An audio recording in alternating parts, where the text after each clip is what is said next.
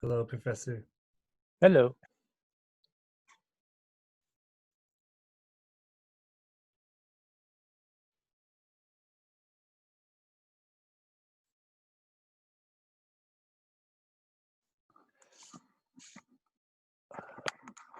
Okay, looks like we have still a few people coming in.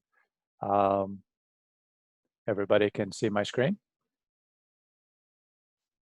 Yes. Excellent. All right.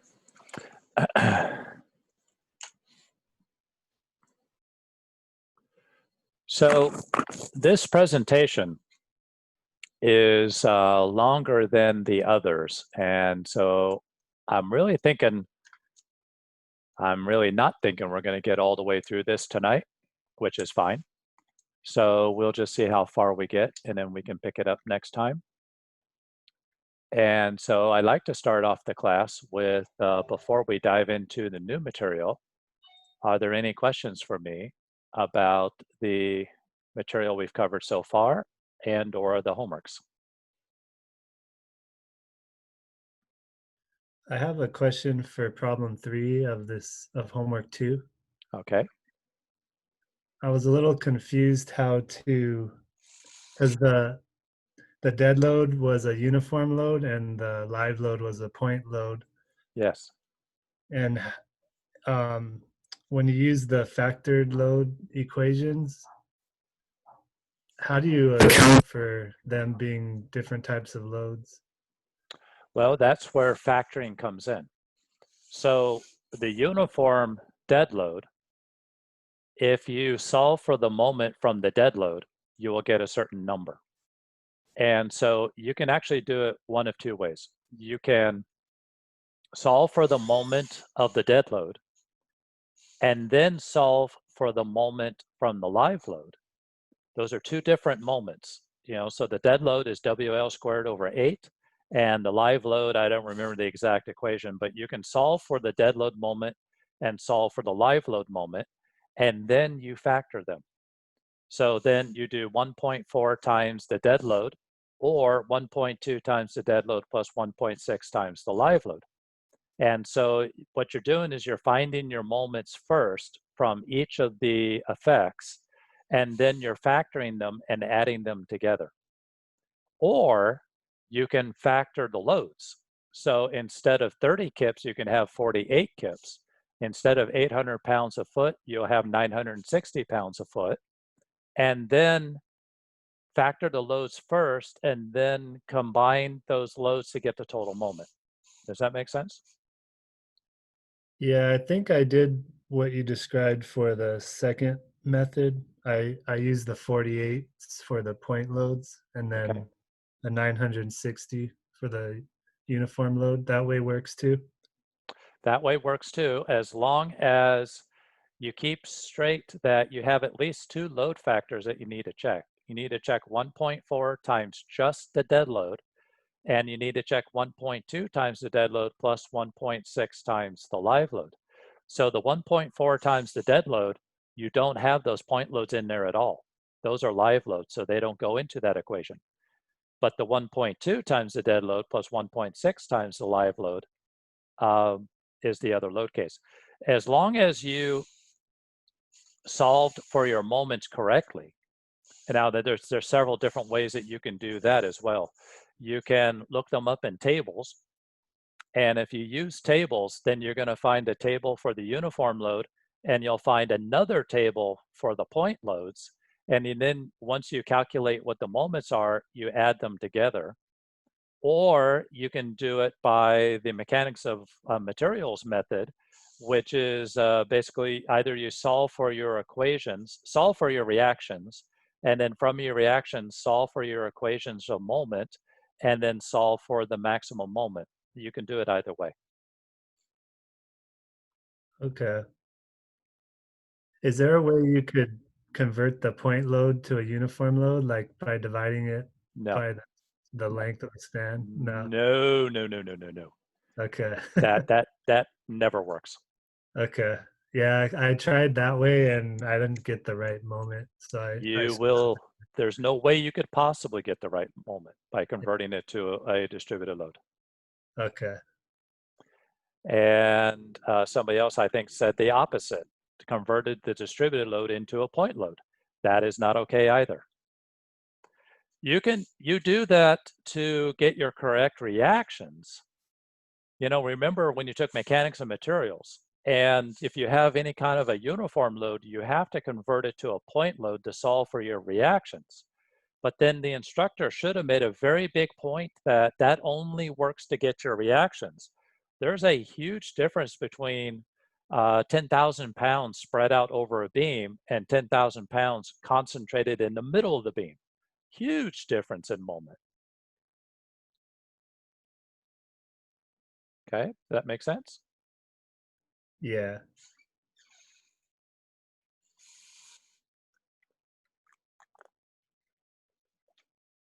Okay, so find it in the tables. Okay, yeah, it's not in our book. Very sorry to tell you, but the load tables are, I did not find them in the concrete book, and they're certainly not in the ACI code. They're not there.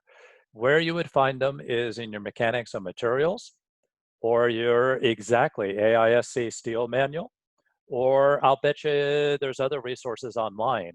They're very standardized tables. But mechanics and materials or AISC steel manual, or go online and look for load tables for uniform loads or point loads. And again, if you're using the tables, nothing wrong with using the tables as long as you're using the right table, and make sure that you do not mess up your load factors. I found a cool Thank you. PDF with them. Okay, great. Yeah, so they're out there. If you don't have the tables, or for the first couple of problems, you want to just work them in a way that you know you have it right, you can always fall back to your principles that you learned from mechanics and materials to draw a shear and moment diagram. And then and it's actually sometimes better to draw a moment diagram, because then you can see the entire span. You're not just looking at one distinct point and what the moment is at that point. You can see what the moment diagram looks like over the whole span, and then very quickly and easily verify that you are designing for the maximum moment. Yes, thank you. That's the way I did the homework. But for exam, I wasn't sure if for exam we have enough time to do, I mean, calculate it by hand. So that's why I was looking for the table. Gotcha. I'm still a ways away from writing those exams, but generally speaking, I try to write exams so that you're not spending a lot of time. I mean, sometimes there's a minimum that you have to do, but I don't write it so that you're doing a lot of time doing what you learned in mechanics and materials. I would rather you spend most of your time working through what we've done here. So having said that, yeah, I try to write them in such a way that you're not going to be spending a lot of time rehashing. Thank you, Professor. Okay, any other questions or concerns before we plow forward? Yeah, I had a question. Sure. So I'm still a little bit confused on how we would do the load factoring with two different types of loading, like the previous student mentioned, how one was a point load and the other was a distributed load. Okay. Well, let me draw something, and maybe this will help.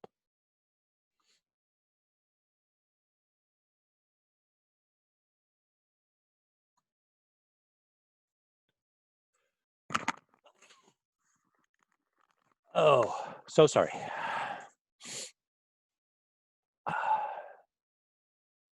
Sneeze right in the middle of my load. Okay, here we go. Draw.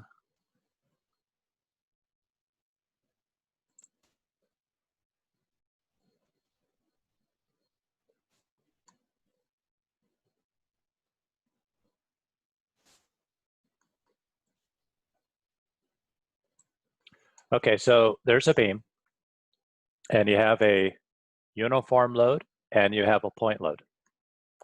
And you can really do this two ways. This is a little bit of a refresher from mechanics, but you can do this two ways. The first way is with a uniform load and a point load. What you would do is, I got the wrong thing here.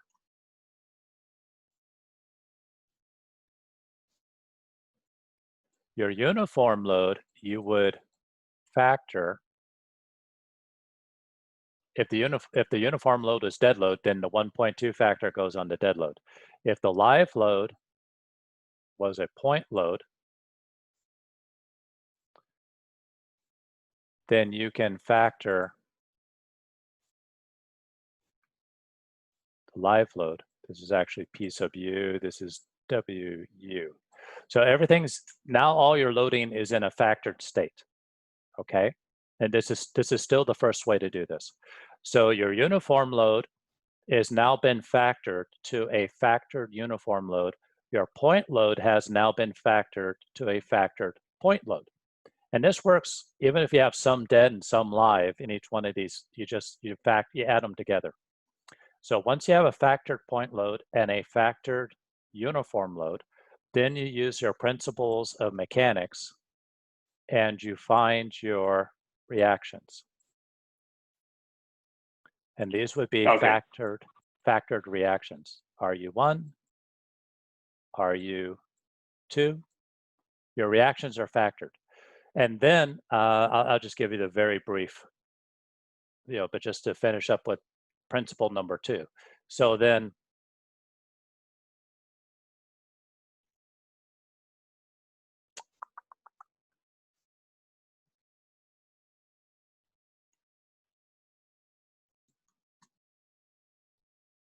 remember this.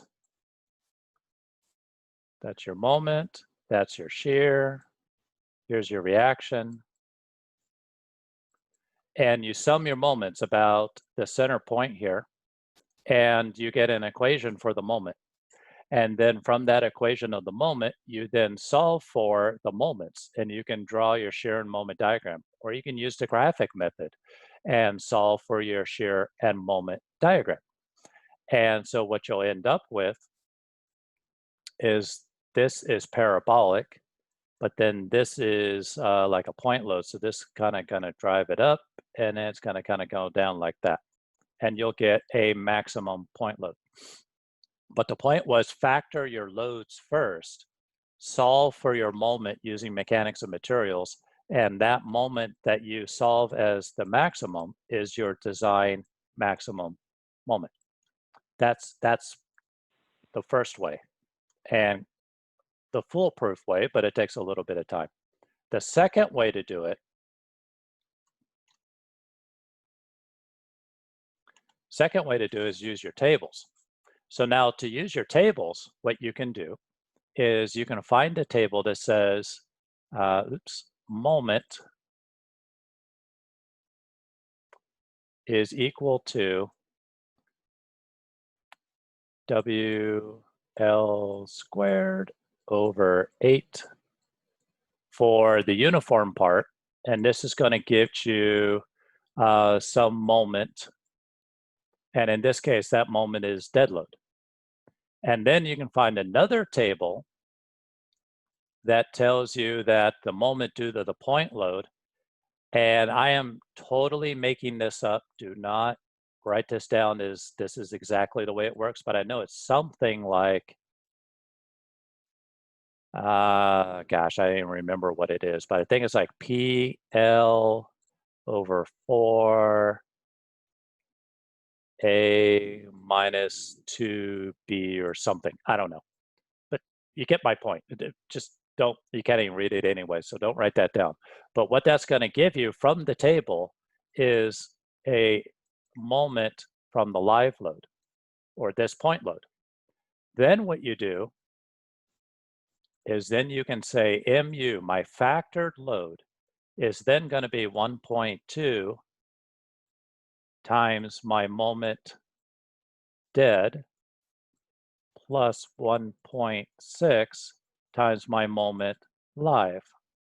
So what I'm trying to say is it doesn't make any difference to the final answer if you factor the loads and solve for the moment, or if you solve for the moments and then factor those to get to your final answer. Okay? Got it. Yeah, that makes perfect sense. Thank you. Okay. Hopefully I addressed the question. Thank you. Yeah, definitely. Okay. And by the way, I bet you're missing your whiteboard right about now. Yes, I am. Thank you. This is, yeah. Professor, when you Yes. do Thanks, I appreciate it. when you do the first approach you showed, Yes. do you compare the 1.6, or I'm sorry, do you compare the 1.2 times W dead load to the other factor equation, 1.4 W dead load? Yes. Yes, you do. Yes, you do. So you just compare those two, and the point load isn't really contributing to that comparison? It is. Yes, it is. So the proper way to do it is not compare at your load stages. The proper way to do it is to find your total factored moment from the, I just put in parentheses, 1.4, and here 1.2 plus 1. This is like trying to run a marathon on crutches, I swear. Okay, so calculate, don't do it at this level. Don't do your comparison at this level because it's apples and oranges. Find your total factored moment from just the 1.4 times the dead load. And that's going to equal, I'm just throwing out numbers, 200 kip feet for total example. And then run the whole thing again and get 1.2 dead plus 1.6 live. And this may be equal to 890 kip feet. Again, this has nothing to do with your homework. This is just random numbers. But now you compare them. I You see don't, what you know. you see what I'm saying? Yeah. So now you say, okay, of all these load, and you may have another one down here for the 1.2 plus 0.2 SDS dead load plus 1.0 live load. Or remember the lecture we did, lecture 4, where we talked about all the different combinations. For this class, we're keeping it fairly simple, so you only compare these two. But in real life, you have to run all of them. And then you compare them and say, aha, now this is my controlling MU. So then you would say my design MU is equal to 890 kip feet, right? But you don't compare it at this level because you could get totally messed up.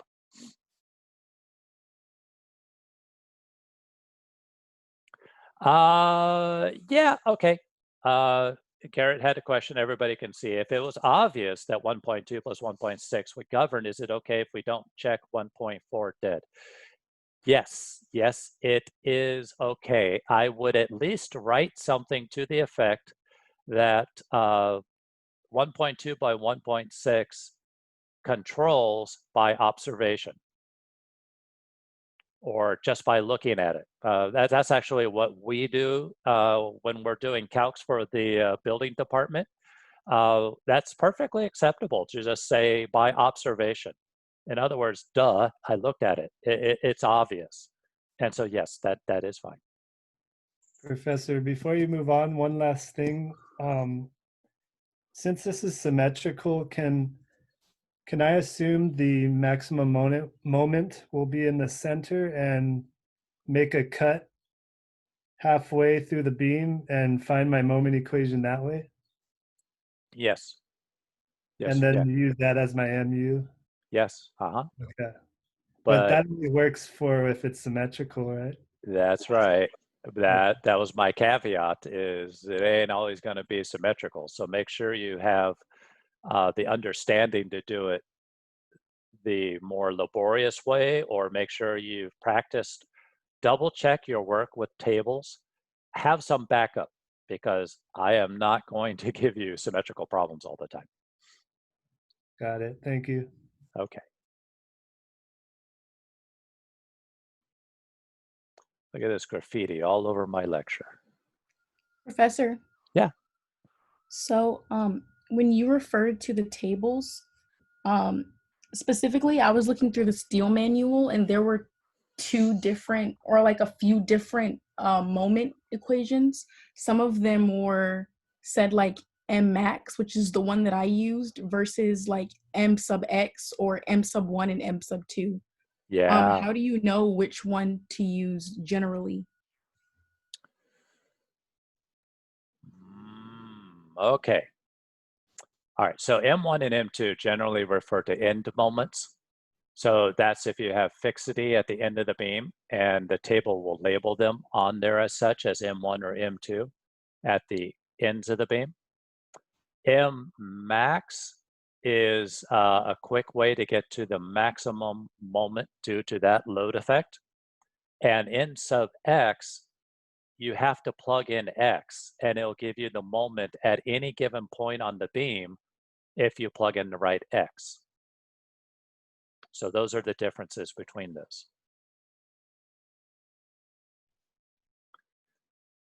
And so, yeah, and generally speaking, you're going to want M max, but if you're combining different load effects, that could get a little trickier. I wouldn't worry about it. And like the previous, I think Andrew just said, as long as it's symmetrical, then you can take M max from one table and add it to M max from the other table, and it'll give you the maximum MU. I would highly recommend, though, I mean, at least once or twice, double check your work. If you found the tables and you're using the tables to do the homework, do one of them using mechanics of materials and make sure that you're double checking your work. Or if you're using mechanics of materials, go find a table and double check your work. Do that at least for the first few times until you have confidence that you are in fact finding the right loading. Nothing worse, absolutely nothing worse than doing 2 or 3 pages of hand calcs to realize that the very first thing you did was got the wrong moment.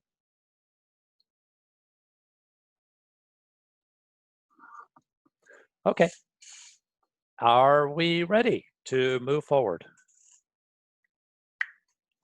Yes. Okay, tonight's lecture is we're going to talk about T-beams. T-beams and design. So we're going to carry the principles that we learned in rectangular beams, and we're going to carry them through the next complication, if you will, with T-beams. Okay, so what is a T-beam?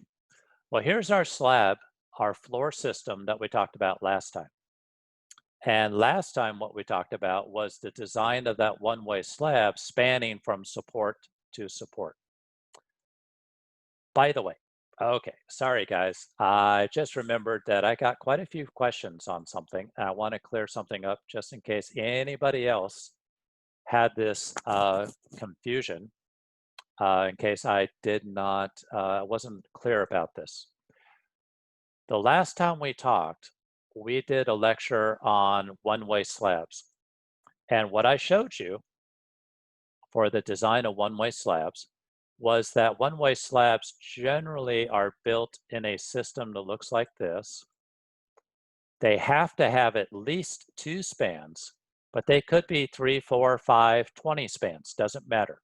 So I'm looking at this surface in this diagram. Okay, so this is a section through this slab system. And what we talked about last time was finding moments and shears on the, we're talking about what is the moment on the inside face, what's the moment at the maximum positive moment, what's the negative moment on this face, so on and so forth, okay? All of that is perfectly valid, but it is only valid for indeterminate structures. It is only valid because a load if you put a load here, it's going to bend this down. It's going to bend this up, bend this down like so. It distributes. The moments distribute throughout this system. That makes it very complicated to find the moments and shears. And it also distributes moments and shears. So this span right here is not doing everything on its own. It's getting help from these other spans. So that whole lecture about getting moments, and we had all these equations where mu is equal to WL squared over something, right? Over 8, over 11, over 24, whatever. All of this only applies to indeterminate structures. That's it. The homework that we're doing, at least so far, the homework that we're doing so far is not indeterminate. The homework that we're doing are determinate structures, where it's either a simple span or it's a cantilevered span. Where is that? There we are. So a simple span has reactions here and here. A cantilever span maybe has reactions here and here, but these are statically determinate. And what does that mean? If it's statically determinate, then that means you can use your sum the moments and sum the forces and find these reactions. And you can find these reactions. If you can find your reactions, then you can find your shear and moment diagrams for the whole thing. So there is no need whatsoever to use an approximate solution for indeterminate structures and apply it to a statically determinate structure. In fact, it's flat out wrong. You'll have the wrong loads. Okay? So was that little side detour? Is everybody clear about that? Yes.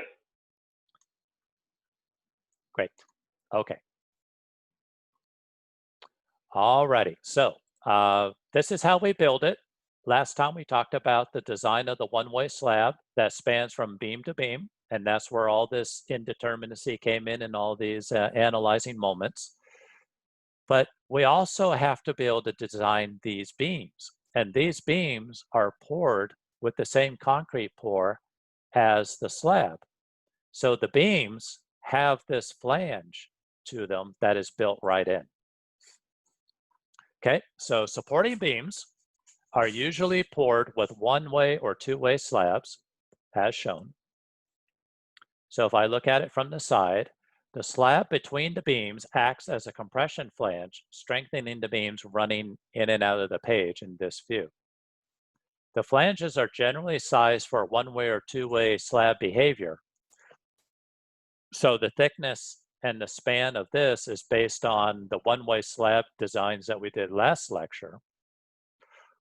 And then the beams are either analyzed if all the variables are known or assumed, or the beams are designed.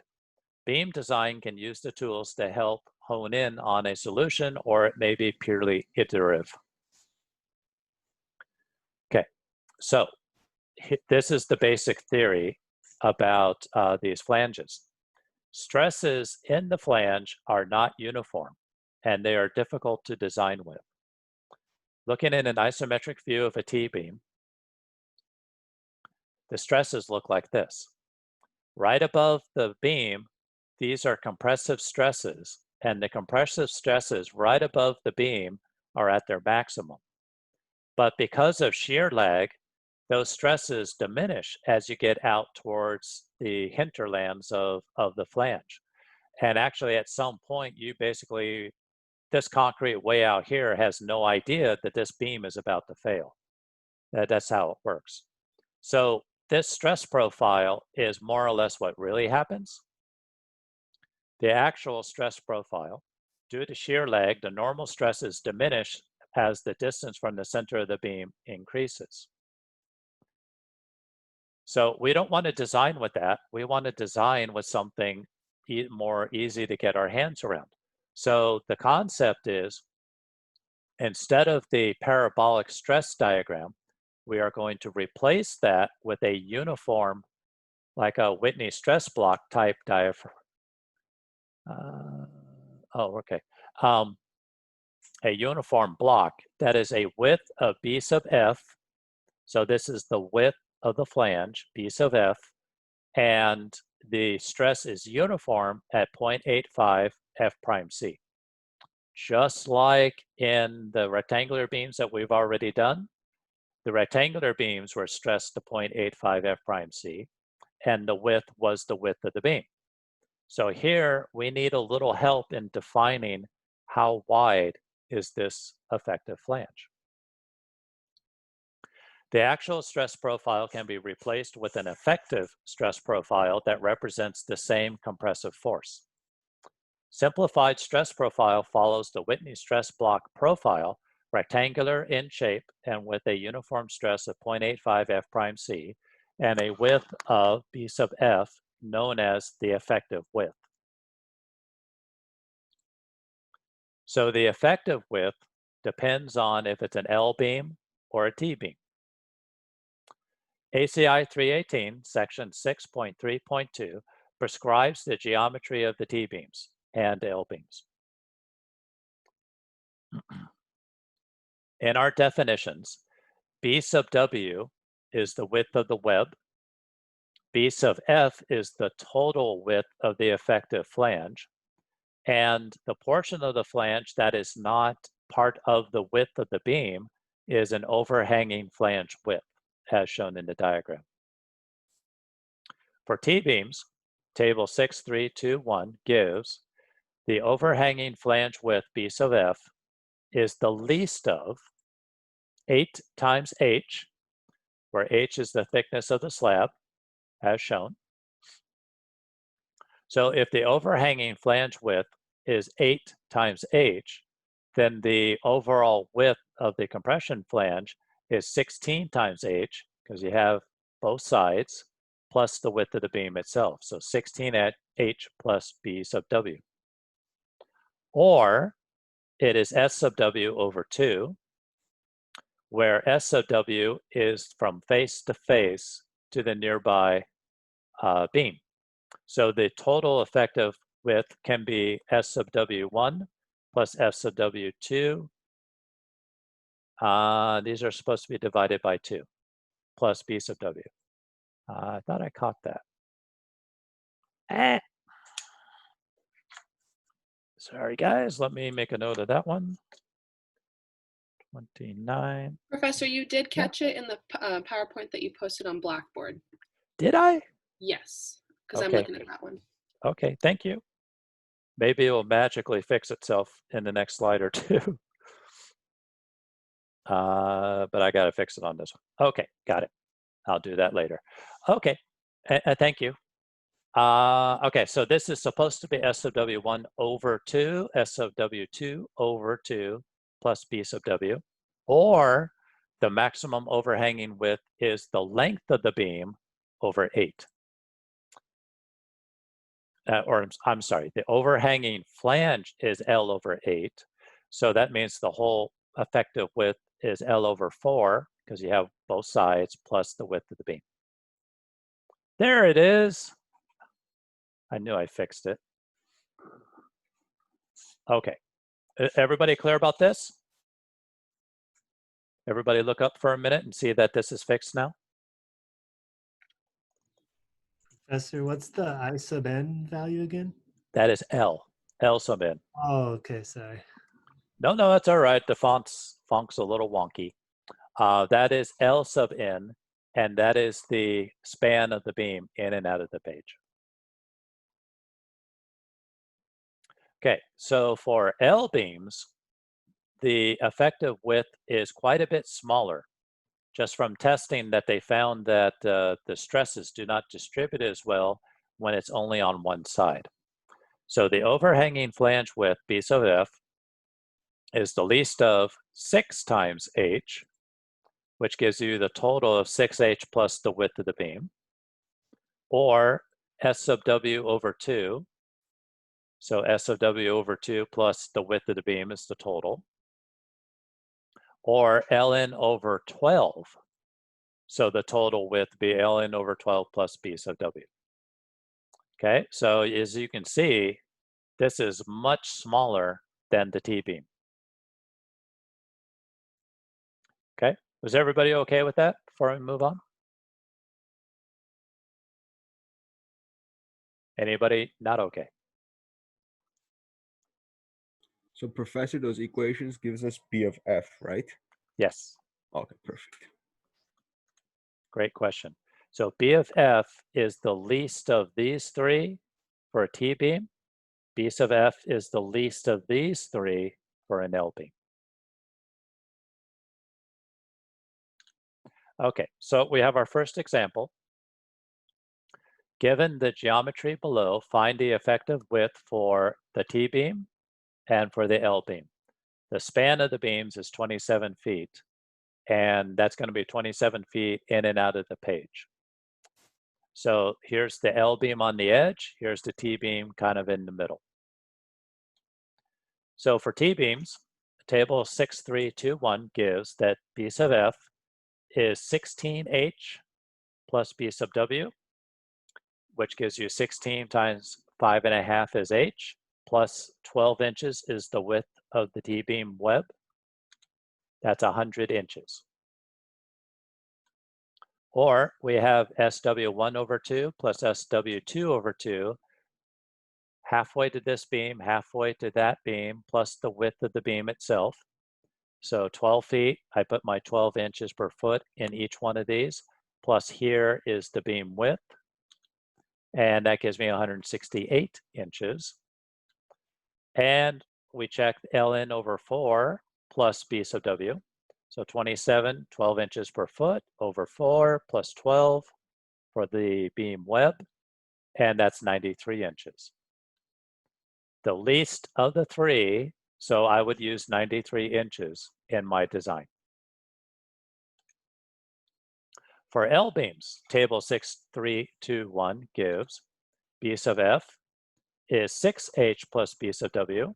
So I run the same number, 6 times 5.5 plus 12 is 45 inches.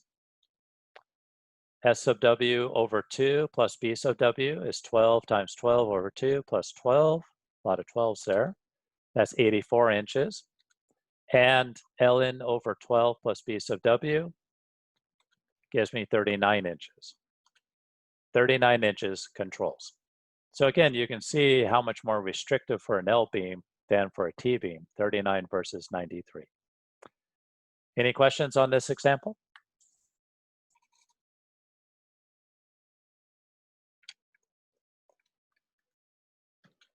Okay.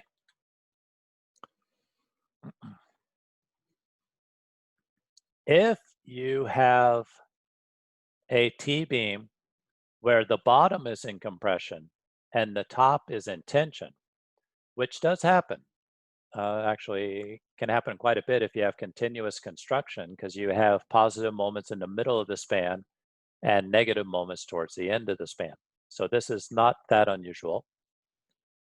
The effective flange width of a T-beam in negative moment is found the same way as for a positive moment. B sub F is determined from table 6321 in the same way.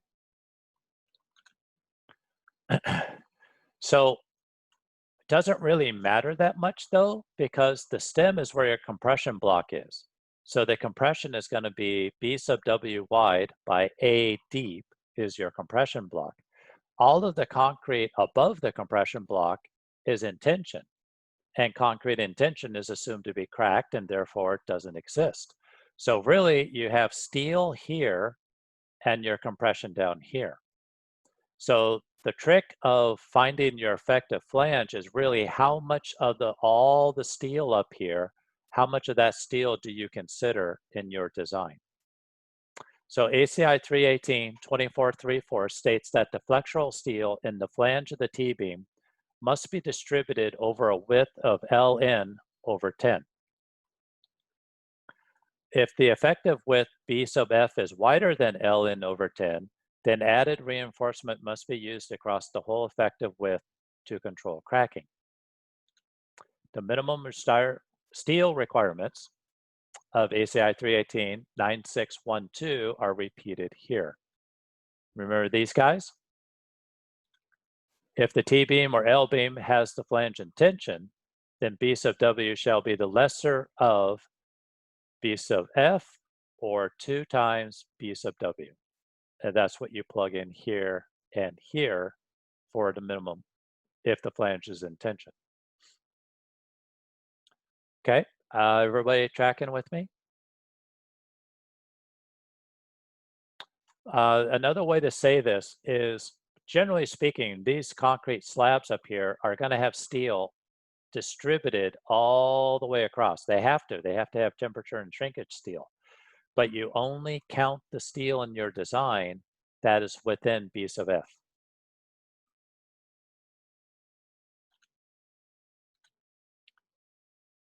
Okay, so T-beam behavior. For the purposes of analysis, the general problem above can be simplified to that below. Here's my T-beam. Okay, so what I've done is I've taken the whole system and I've carved out my design beam. So this is my design beam with an effective width of B sub F. None of this concrete over here or over here exists for me anymore. It is not effective in my design. So this becomes my design beam. This T-beam is fully dimensionally defined by the problem statement and the calculated effective width B sub F.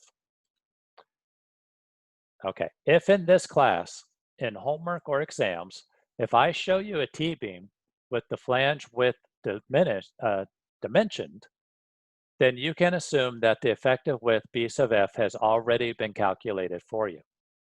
Okay, so if I give you a problem that looks like this, with the whole flange and the distance to the next beam and all that, then you need to calculate B sub F like we just did in example 1. But if I give you a T-beam that looks like this, and I say this is 80 inches, then you can skip this step, and I've already done this for you. Does that make sense?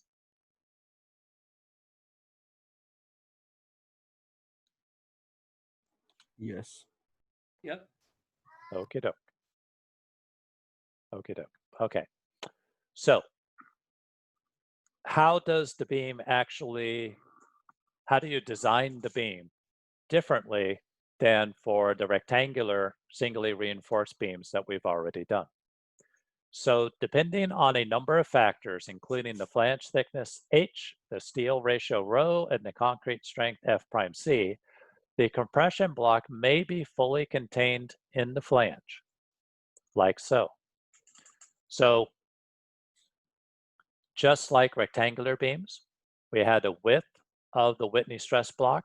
We have a depth, that is the little a, and we're going to solve for these things. But if the compression block is entirely within the flange, like shown, in which case the beam reacts like a rectangular beam, as all the concrete below A is cracked and non-existent anyway. This case is known as a rectangular T-beam case. So this beam doesn't know that it's not a solid rectangular beam. These giant voids here make no difference at all because all of the concrete below the red line is cracked anyway. So this beam is going to behave just like a rectangular beam that might have the same section as this, okay? The beam doesn't know any different between what I just drew and the T section because everything below the red is cracked. So that case is known as a rectangular T-beam case. Or the compression block may extend down into the web of the beam, like so. All right, well now it does make a difference. This is not going to behave the same as a rectangular beam. So this is known as true T-beam behavior. And we have 2 different possible cases for every one of our T designs. For a T-beam analysis or design, we will always first assume the rectangular beam behavior. It's the simplest and the easiest. And then we're going to check our assumption by testing whether or not A is greater than H. If so, then we have to, if so, I mean, if we calculate that A is greater than H, then we have to switch the problem to a true beam behavior assumption and resolve. I said solve, but basically resolve for little a again. Okay. This slide here, I want to make sure everybody's good with this. We have rectangular beam behavior. We have true T-beam behavior. Everybody okay so far? Do I have any questions?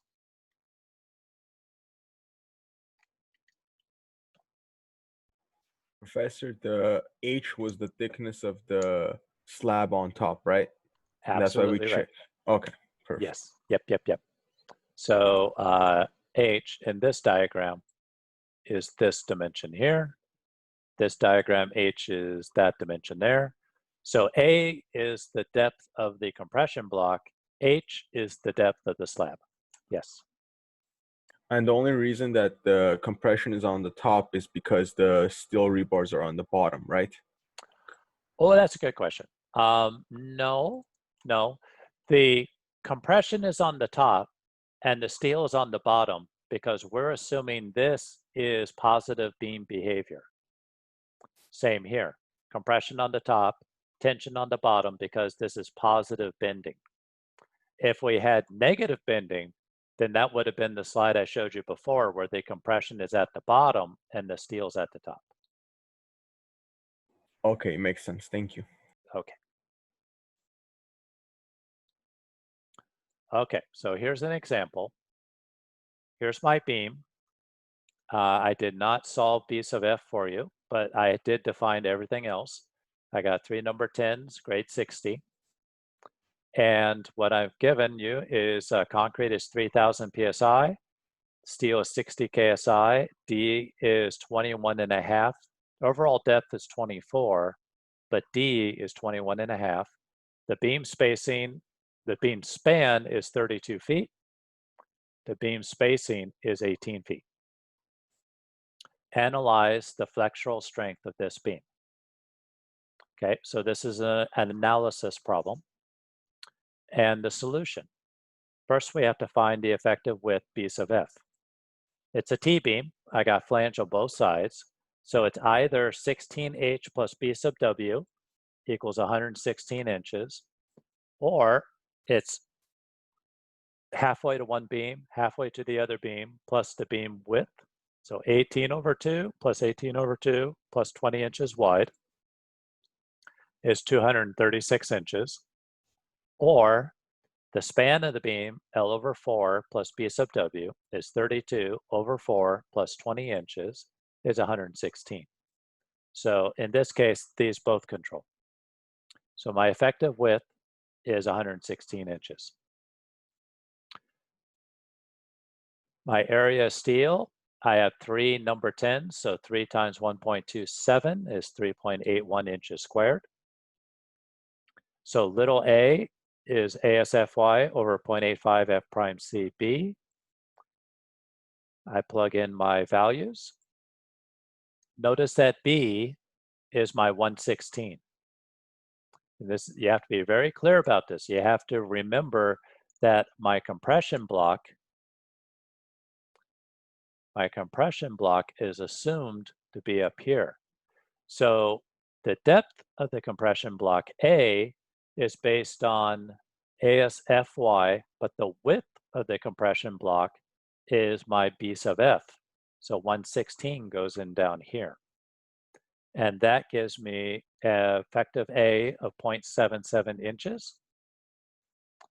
A is less than H, equal to 6 inches. Therefore, the T-beam is rectangular behavior.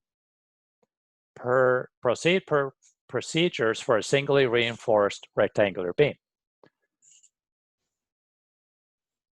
So we're going to check our maximum steel ratio. Little c is A over beta 1. My concrete is 3,000 PSI, so beta 1 is 0.85. C is 0.77 over 0.85 is 0.91 inches. Epsilon sub t, 0.003, D minus C over C, put 21.5, and little c here and here. and I get 0.0679, which is much larger than 0.005. Since epsilon sub t is greater than 0.005, therefore phi is 0.9. Check my minimum steel requirement.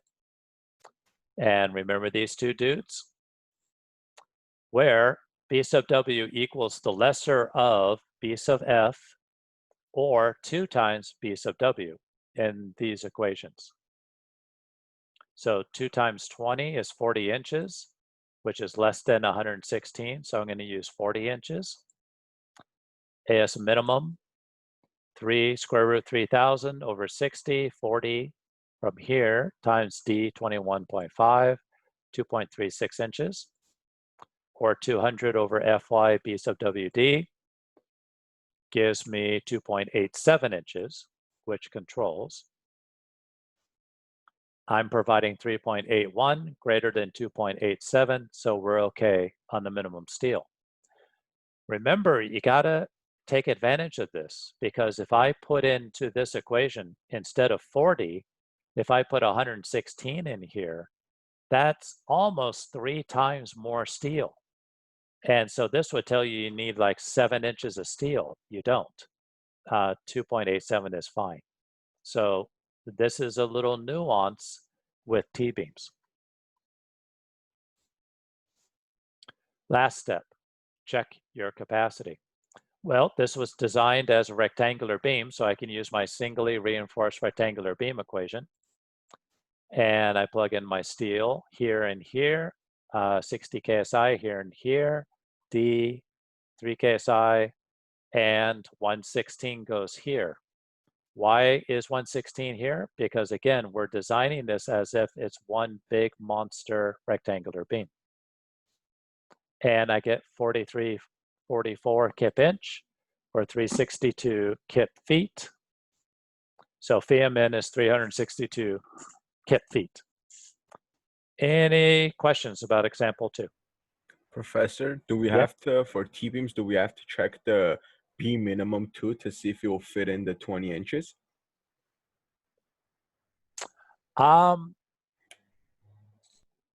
No, but that's not because it's a T-beam. No, because if it's an analysis problem, then it's assumed that whoever gave you this information has already verified that. So in other words, I told you it's 20 inches wide, and I told you there's 3 number 10s. So if 3 number 10s doesn't fit in 20 inches, I did something wrong, right? But if it's a design problem where you decide how many bars go in there and or you decide how wide the beam is, then you do have to check it. Does that make sense? Yes, it does. And then do we use the same table for the, yes? Okay, perfect. Thank you. Yeah. Okay. A question, why is it that the smaller effective width controls? Okay, let's back up the trolley here a little bit. Okay, so we had 2 effective widths. We had here, which is 40 less than 116, so the 40 controls, or we had all the way back to the beginning where the lesser B sub f controlled, the least of these controlled. And the reason why this is the lesser, because the wider this is, the more strength you have. So if you have some mode that is the least amount, then you have to use the conservative value, which is the least of. If you use the biggest one, you'll get an unconservative estimate of how much it will carry. On the minimum steel, down here, the code says that it is equals the lesser of B sub f or 2 BW. And it's because this has to do, the minimum steel has to do with the cracking moment from lecture 2. And if this beam is going to crack, it's going to crack down here. It's not going to crack across the top, it's going to crack at the bottom. So really, It's a measure of protection that you have enough steel in here that if this does crack, it's going to crack. It's going to have enough strength to still carry the load after it has cracked. So that's why it's unnecessary to worry about how much it takes to crack this whole width up here when that's not what's going to crack. It's going to crack down here. Hopefully that helps.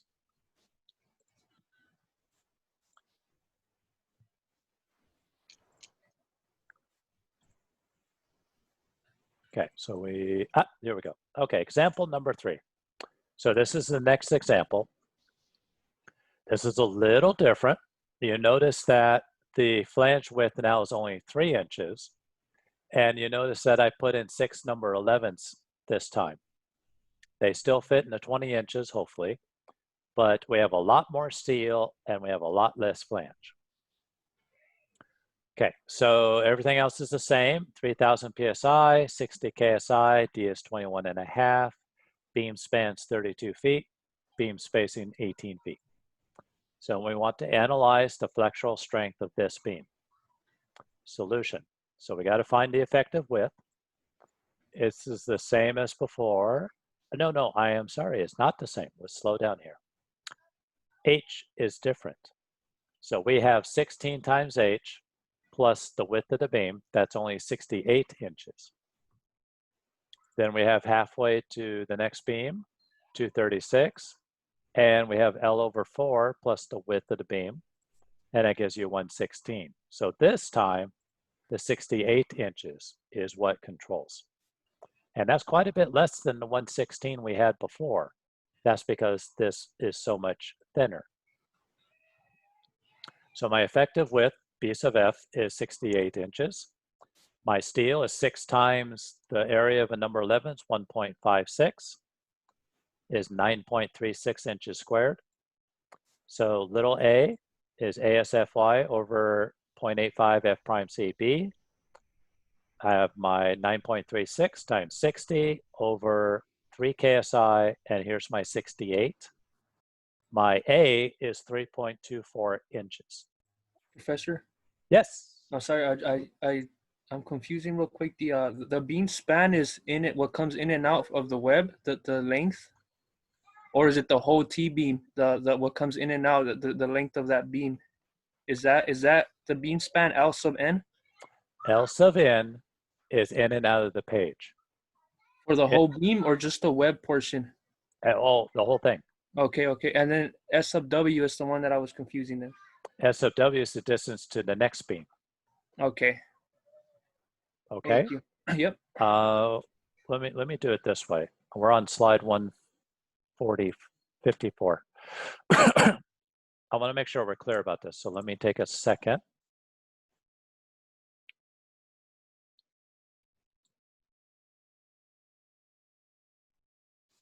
Okay. In this drawing here, L sub n is the span of the beam. It's this distance, L sub n.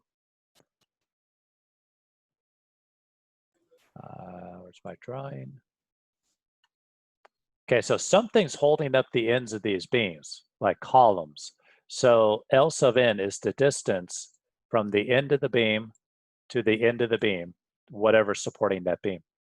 S sub W is the distance from the face of the beam to the face of the next beam. So this is S sub W, this is L sub n. Okay, very important that you get those straight. Yep, that's clear. Okay. Very good. All right, so let's see if I can go back to, we're slide 150. 154, there it is right there. Okay. And slideshow from the current slide. There we go. All right. Now, since A, 3.24, is greater than H, which is only 3, therefore this T-beam is a true T-beam, and A that we just found is incorrect. This A is not valid because it's assuming that there's concrete down here that does not exist. So I want to be clear. I got this a lot the last time I taught this. Once you get to this point, once you have determined this truth, this A is no longer valid for anything. All it served to do is tell you that it has to be a true T-beam, okay? So this gets disregarded now. We have to recalculate what A is based on what is really there, which is what we're about to do. Okay, so we now have determined this is a true T-beam. So we basically start over. And what we're going to do is we're going to parse up the compression. So we have some compression that's in the overhanging flanges, and we have some more compression that's in the middle of the T. Now that we know the entire flange is in compression, we can take that force, C sub F. C sub F is the total force in the flange out of our summation of forces. So the tension has to equal the force in the flange plus the force in the web. So this is, do I have that little guy text?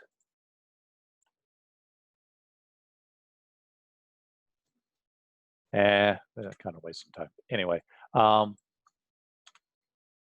get rid of that, go away. I'll just point to it. So the hatched red together is C sub F, and the blank in the middle here, the force that's in this portion is C sub W, flange width, or web, flange web. Okay, so the total force in the flange now is determinable. We can figure out what that is. The stress is 0.85 F prime C. The height of the block is H, and the width of the block is the total width, B sub F, minus the width of the web. So we're just going to take this portion out of it. So I got 0.85, 3,000 PSI, 3 inches deep, 68 wide minus my 20 gives me 367.2 kips. That's my force that's in the flange. My force that's in the tension in the steel is ASFY. 9.36 times 60 KSI is 561.6 kips. Therefore, the force that's in the web has to be equal to the tension minus the force that's in the flange. 561.6 minus 367.2 gives me 194.4 kips left to be covered by what's in the web. Now I can solve for the true A. A is going to be the force in the web divided by the stress, 0.85 F prime C, times the width of the web, B sub W. 194.4 over 0.85 times 3 KSI times 20 is 3.81. Remember the number we got before was 3.24. Now you can see that that's a fictitious number. It didn't exist. This is the real number for A, 3.81. A is greater than H, equal to 3 inches. Therefore, we're just confirming that this is true T-beam behavior. Now we have all the pieces. We can check the maximum steel ratio. C is A over beta 1. Beta 1 is 0.85 for 3,000 PSI concrete. So 3.81 over 0.85 is 4.48 inches. Epsilon sub T, 0.003, D minus C over C equals 0.00114, greater than 0.005, okay. V is equal to 0.9. Check our minimum steel requirement. BW equals the lesser of B sub F, or 2B sub W, which is 40 inches again. And so this is the same as last time. 2.36 inches or 2.87 inches is our minimum. And we're providing 9.36. So absolutely no problem with our minimum steel. Last step, we need to calculate our capacity. For true T-beam behavior, we cannot use this equation. I mentioned this before, I'll mention it again. Do not use this equation. It does not apply when you have a T-beam. As this equation is valid only for singly reinforced rectangular beams. In this case, we must sum our forces to calculate the resisting moment. So if I look at a side view, and I draw on that side view my three components. I have the force in the flange, I have the force in the web, and I have my tension force. Tension force is at D from the top, as always. My force in the web is at A over 2, and my force in the flange is at H over 2.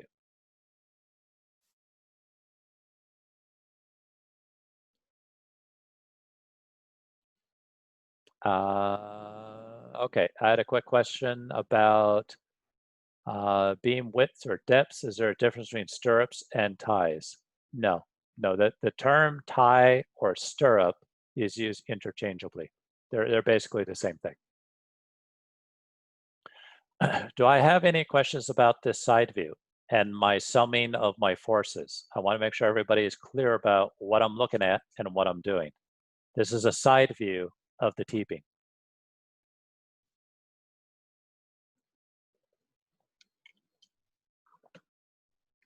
Okay, I assume everybody is understanding this. So now I need to sum my moments.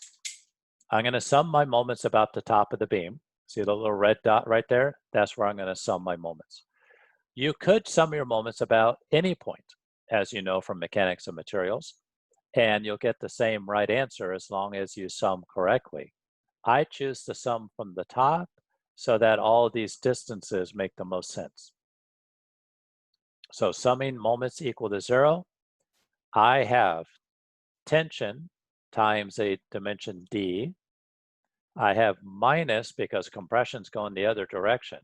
So I have the compression in the flange times H over 2 minus my compression in the web times A over 2 minus M sub n equals 0. Therefore, M sub n is equal to T times D minus C sub F times H over 2 minus C sub W A over 2. I plug in my numbers, and these numbers came from the last slide where we calculated the tension, the compression in the flange, and the compression in the web. And I get a total of 11,153 kip inches, or 929.4 kip feet. But remember, I haven't put phi to this yet. So this is my nominal capacity. If I put phi to it, then 0.9 times 929.4 gives me 836 kip feet. This is my allowable capacity. Do I have any questions on example 3?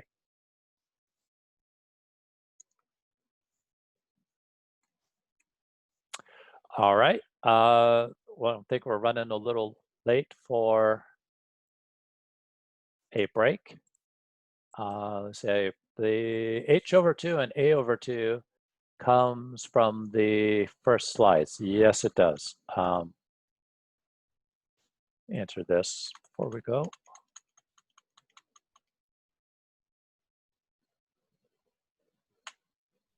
Okay, in this slide here, the compression that's in the hatched area is going to be located at the center of this rectangle. And the center of this rectangle is H over 2. The compression that's in the block that's in the web is centered in the center of this rectangular block, and that distance is A over 2. So that's where H over 2 and A over 2 come from. Okay, let's get back to the slide where we're going to continue from. Right there, design. Okay, so let's, I don't know, 6:15. Let's reconvene at 6:15.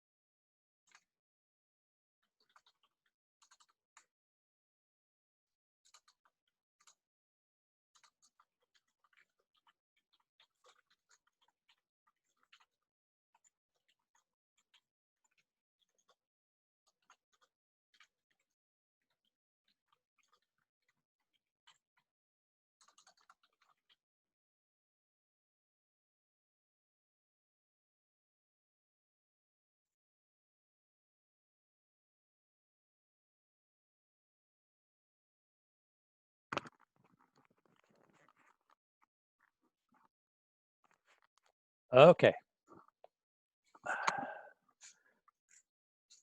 Hope everybody had a lovely 6-minute break. And now we will go back to T-beam design. Okay, so for design, we assume the T-beam will behave as a rectangular beam. We progress through the design until we prove that it either will be a rectangular beam, which we will complete from the previous procedures, or we determine the beam will be a true T-beam. If the beam will act like a true T-beam, then the procedure is to proportion some of the total required steel to balance the fully activated flange, find that moment due to the steel, and take that moment from the total required moment. The portion of the moment left over is then designed with only the web of the beam and can be designed as a singly reinforced rectangular beam. So in other words, if we determine that we have a design case that it will, because of the nature of the moment, we need so much steel in there that it brings the compression block down into the web and behaves like a true T-beam, then the only way to really design this thing, other than just straight up guess and by golly and just keep iterating, the only way to design that is to take a couple between the steel and the flange that gives you a moment, take that moment out of the total moment, take the flanges off the beam, and then design a singly reinforced rectangular beam for the moment that is left. And that gets you into the ballpark for designing the total required steel. And then you can do your final checks and a final analysis after you've made that design. So if the flange is fully activated, then the compressive force in the flange, C sub F, is 0.85 F prime C H, and then BF minus B sub W, and is located at H over 2 from the top of the beam. The portion of the total steel required to balance the flange then is defined as A sub SF is equal to C sub F, which is equal to 0.85 F prime C H B sub F minus B sub W. The nominal moment capacity of this steel that perfectly balances the flange then is in M n sub F equals the phi ASF Fy d minus H over 2. That's that couple I mentioned of just the steel and the flange.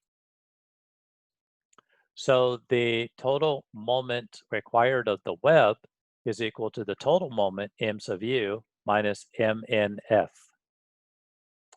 where MUW is the new design load to design just the web as a singly reinforced rectangular beam. The steel found from this last step, ASW, is added to ASF to find the total required steel AS required. Once AS required is determined, pick a reinforcing scheme, number and size of bars, and then perform your 3 checks: maximum steel, minimum steel, and a final capacity check. Okay, so are we ready for a design example? Yes, we are. Perfect. So here is an example where I give you the width of the T. This is the effective width of the T-beam. So if you see a problem like this, do not worry about recalculating how wide this can be. I've already given it to you. And so basically just run with it. But what is not known is how much steel is required. So what we're going to give you is F prime C is 4,000 PSI, F sub Y is 60 KSI, D is 36 inches. And notice that I got D to the centroid of this double row of steel. So you already have D is defined as the center of the steel. And the effective width is given to you at 50 inches wide. Design the steel reinforcement to carry a design moment, MU, equal to 1,000 kip feet. Solution. Assume the solution will be a rectangular beam. So then we use our R sub n index is equal to M sub U over phi BD squared. which is 1,000 kip feet times 12 inches per foot over 0.9, 50, 36 squared. And that gives you 0.206 KSI or 206 PSI. From table A13, rho is equal to 0.036. And so AS required is equal to rho times BD, 0.0036 times 50 times 36 inches, gives me 6.48 inches squared. This is my guesstimate for how much steel I need. I'm going to choose 9 number 8 bars in 2 rows, 5 in the lower, 4 in the upper, and I'm going to check my minimum width. Per table 8.5, minimum width for 5 number 8s, because I got 5 in one row, 4 in the other, is 13.25, less than 14 inches, we're okay. So AS is equal to 9 times 0.79 inches squared for a number 8 bar equals 7.11 inches squared. We're going to check our rectangular assumption. A is ASFY over 0.85 F prime CB. So I plug in 7.11, 60, 4 KSI, 50 inches. I get 2.51 inches. 2.51 is less than 3. So therefore, the rectangular assumption is valid. And now we can just continue on as if it was a rectangular beam. So we check our minimum steel requirement. Here's our 2 equations. B sub W is the lesser of 2 BW, or 2 times 14 is 28 inches, or 50 inches. So 28 inches controls. So AS minimum, I plug in 4,000, 60, 28, and 36, and I get 3.19 inches. AS min for the 200 over 60, 28 times 36 is 3.36 inches squared. This one controls. 7.11 inches squared is greater than 3.36. We're okay. We check our maximum steel. AS is A is ASFY over 0.85 F prime CB, which we just did, 2.51 inches. Beta 1 is 0.85 or 4,000 PSI concrete. So C is 2.51 over 0.85, 2.95 inches. Epsilon sub T is 0.003, D minus C over C. And so 36 minus 2.95 over 2.95 is 0.03361, much greater than 0.005. So therefore, phi is 0.9. Okay, we have a question. Professor, aren't those minimum steel equations only for singly reinforced beam? We have 2 rows of steel here. 2 rows of steel is still a singly reinforced beam. The 2 rows of steel adds up to 1 area of steel at 1D. When we get to doubly reinforced beams, you'll see the difference. That doubly refers to compression steel. So we're okay. Last step, always recheck your assumed, you are correct, Eric. Always recheck your assumed steel for capacity. Because rectangular assumption was valid, we can use our singly reinforced equation. So phi min is 0.9, 711, 60 KSI, D is 36, 7.1, 60 KSI, 4,000 PSI concrete, 50-inch wide effective beam width. And I get 13,340 kip inch, or 1,112 kip feet. So phi min is 1112, which is greater than 1,000. Therefore, my design is acceptable. Now, say, well, why is it 10%, 11% higher than it needs to be? If we were aiming for 1,000, why did we end up with 1112? And the answer to that is up here. we calculated that we need 6.48 inches squared. We actually provided 7.11 inches squared. So that's why we overshot a little bit. But 7.11 was really the closest combination of bars that got us over 6.48. Okay, so you're always going to have like, this is the minimum, but this is the actual. Any questions on example 4?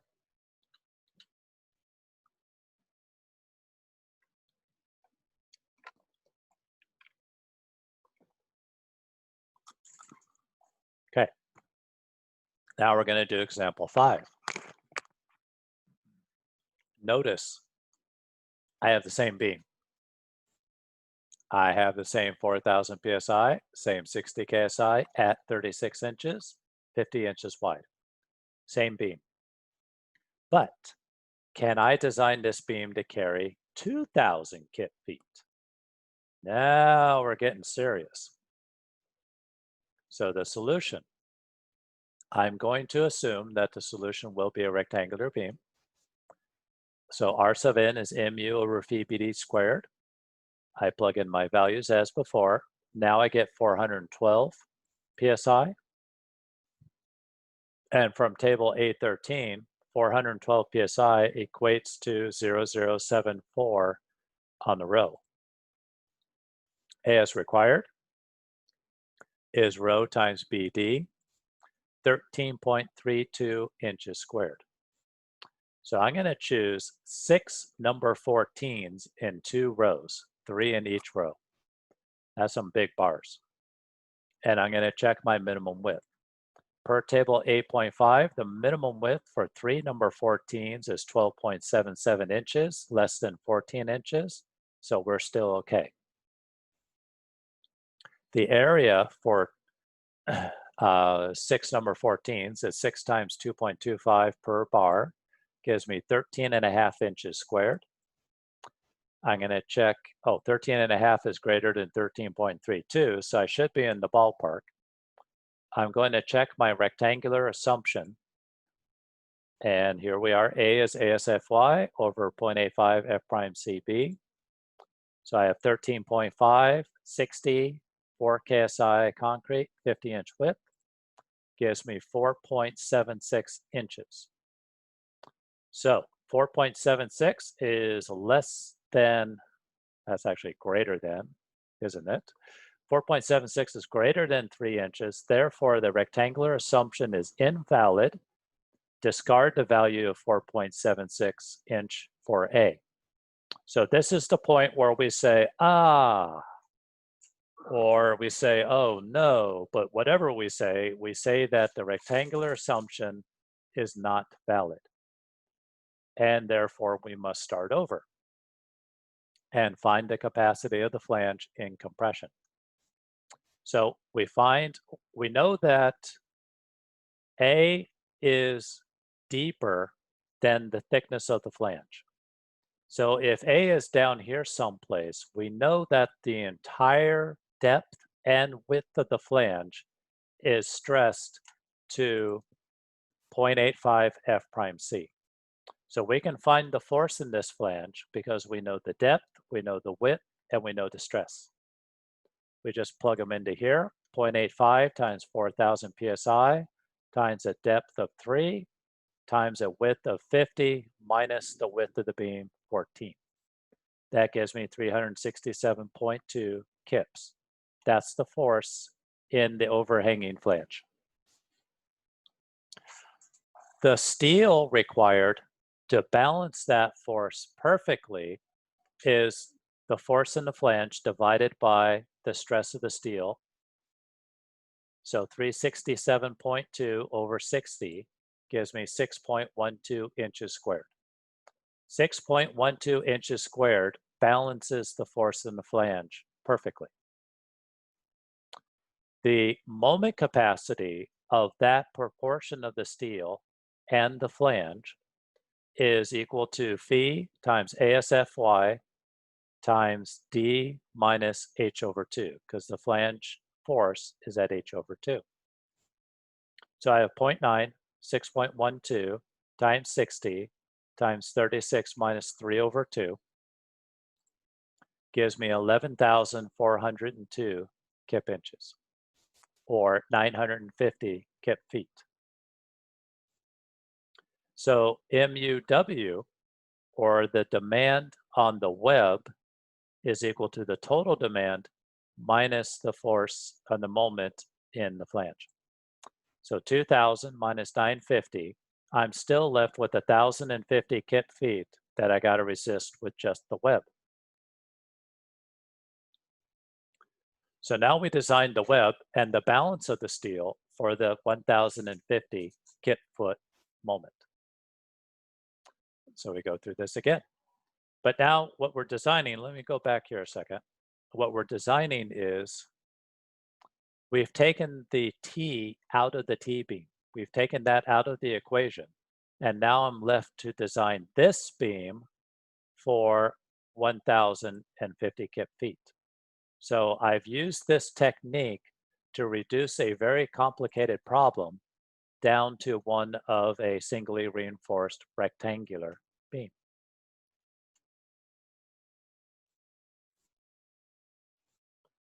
So I plug in for MU 1050, 12 inch per foot.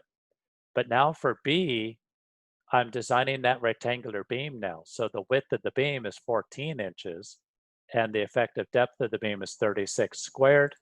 I get 772 PSI. From the table, rho is equal to 0.148 at 772 PSI. So the area of steel in the web, rho BD, 0.0148 times 14 times 36 is 7.46 inches squared. So the total steel that I need is the steel I found for the flange plus the steel I found for the web. 6.12 from the previous slide plus 7.46 for this slide gives me a total required steel of 13.58 inches squared. I'm going to choose my 6 number 14s. 6 times 2.25 is 13.5. It's really close. So I'm going to try it, 6 number 14s.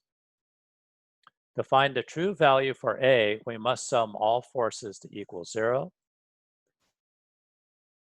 So T minus the compression in the flange minus the compression in the web equals 0. So the compression in the web is T minus C sub F. And this is what we're doing.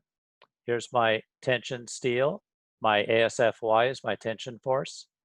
The red hatch is C sub F, the force in the flange. And the blue hatch is C sub W, the force in the web. And I'm solving for little a. So I plug in what I know.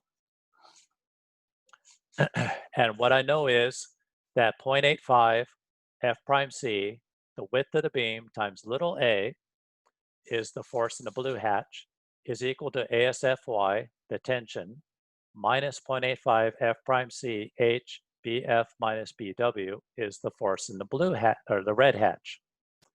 I plug in all the values except for A. See that A is the only variable left. And so I can get that 47.6 times A equals 810 kips minus 367.2 kips. Therefore, A solves to 9.3 inches. Do I have any questions so far? Professor, is this the same thing we did with the H over 2 and the A over 2, and we took the moment? When we get to the moments, yes. Oh, okay. When we get there, that's like the next step. But yeah, the centroid of the red hatch is at H over 2. The centroid of the blue hatch is at A over 2. Okay, so therefore, C sub W is equal to T minus C sub F. So 810 minus 367 is 442.8 kips. Now we have something that we can work with. So we can check our minimum steel requirement, which is not going to be a problem. But here's my two equations for minimum. B sub W is the lesser of 2BW or B sub F. 2 times 14 is 28 inches, less than 50 inches. B sub W is 28. And we've done this quite a few times now, so I'll just kind of breeze through this. 3.19 or 3.36 controls. 13.5 inches is much larger than 3.36, so no issues there. We check our ACI 318 maximum steel check. A is 9.3 inches, we just found from above. Beta 1 is 0.85. C is 9.3 over 0.85 is 10.94 inches. So epsilon sub t is 0.03 d minus c over c. So I plug in 36 minus 10.94 over 10.94, and I get 0.0687. Still greater than 0.05, so we're okay. Phi is equal to 0.9. Last step. Always, always, always recheck assumed steel for capacity, especially since we used a technique to kind of get into the ballpark. So we're not really sure if 13.5 inches is going to be enough steel. Because the rectangular assumption was invalid, we cannot use our equation for singly reinforced beams. Instead, we must sum the moments. So the nominal capacity, M sub n, is ASFY times D minus C sub F times H over 2 minus C sub W times A over 2. And here's where those centroids come in. Plugging in the real numbers, I got 810 times 36 minus 367.2 times 3 over 2 minus 442.8 times 9.3 over 2.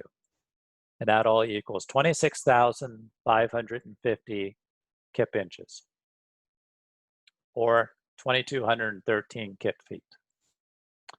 So phi min is 0.9 times 2213 is 1991 kip feet. And I came up a little short.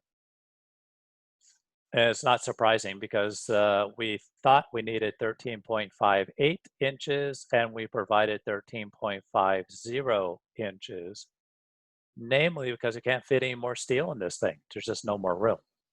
So this becomes one of those, is the design acceptable? Many engineers would say yes, because it's within 5%. Okay. Any questions?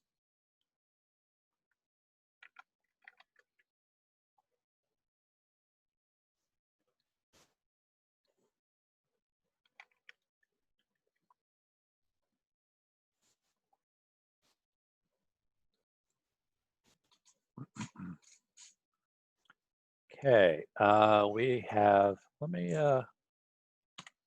do a check here real quick. Let's see, we got example 6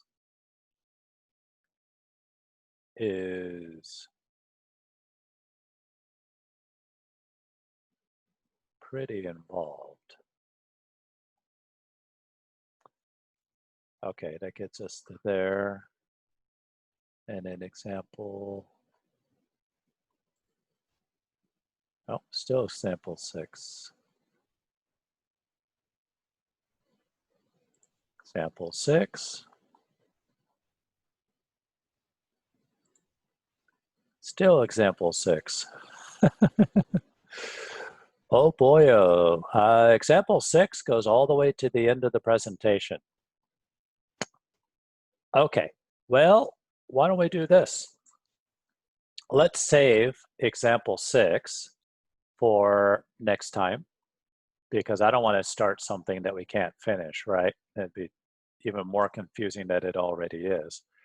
But that buys us 20 minutes, so we can go over some questions or talk about what we've done so far before we plow ahead.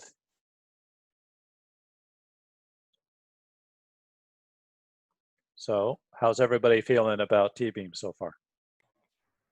not that bad. Okay. Professor, quick question. So what's the, like, I don't get the factor that if you have a one-way slab and if you pour it in with the rectangular beam, doesn't that make it a T-beam? Like we did last time, technically a little. Okay. That's a good question. Let's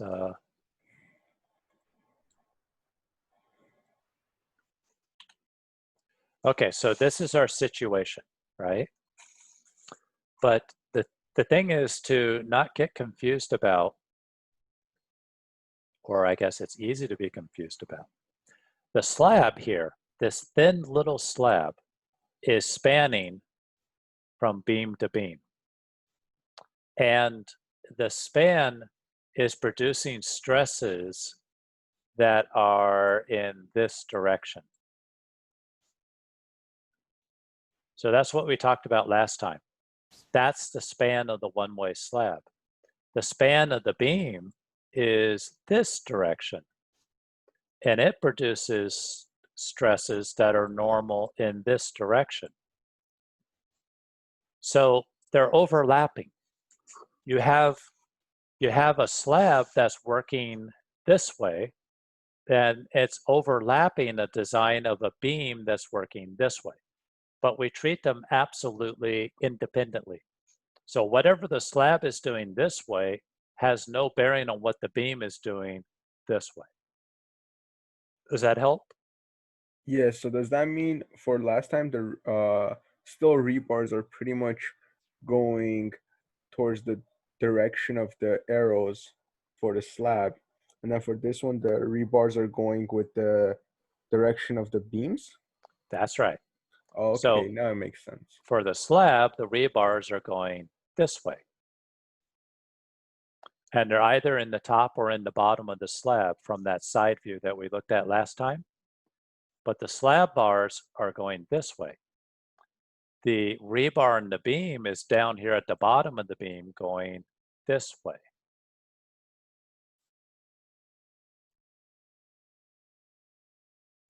So the steel in the slab, this steel in the slab here doesn't change the beam at all. It doesn't even come into the equation because it's going the wrong direction. Okay. SW versus LN again. Oh, well, I got it right here. I got it right here.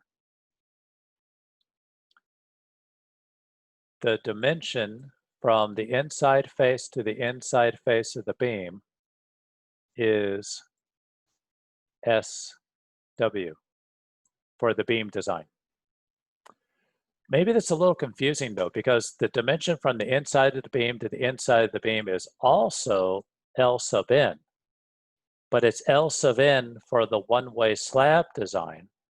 And the dimension from the end of the beam to the end of the beam is L sub n, but this is L sub n for the beam design. So I can say this is getting a little confusing because we have two overlapping designs that are 90 degrees to each other, and one doesn't really affect the other. You could have the one-way slab fail and the beams are perfectly fine, or you could have the one-way slab working just fine, but having the beams fail. One doesn't affect the other.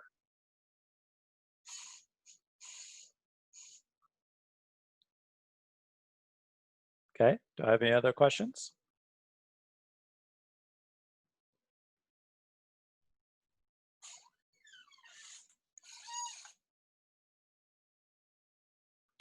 Okay, these T-beams, especially the design problems with the T-beams, I have found from experience that basically right now you guys are seeing it for the very first time, and it's becoming one of those things where you're like, well, yeah, it looks great. You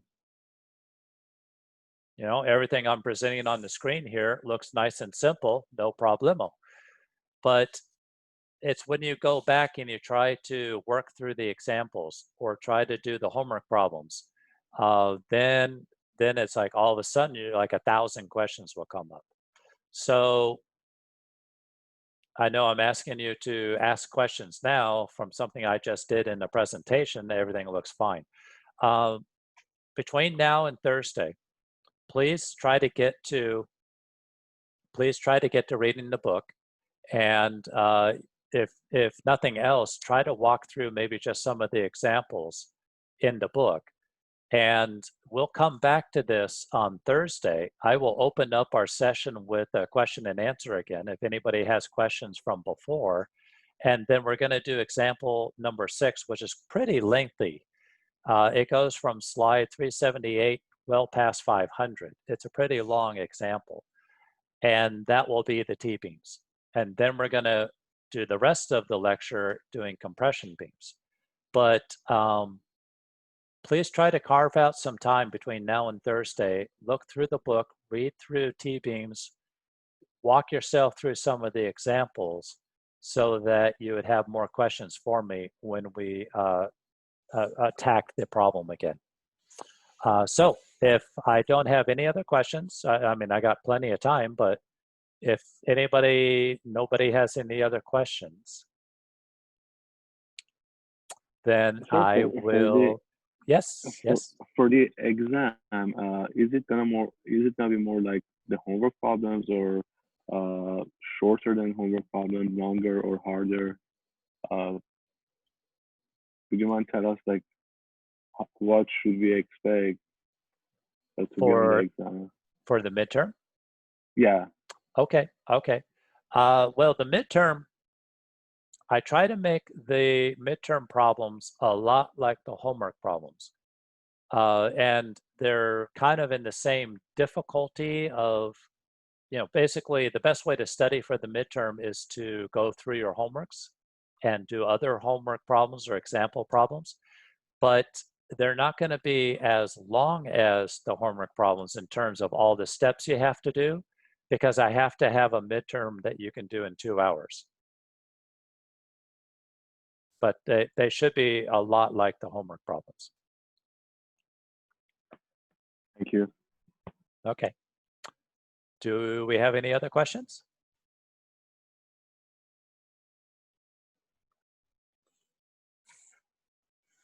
Okay, hearing none, I will close up our session. I will save this to the YouTube again, and we'll see everybody on Thursday. Thank you very much. Thank you, Professor. Have a great day. Thank you. You too. Thank you. Thank you.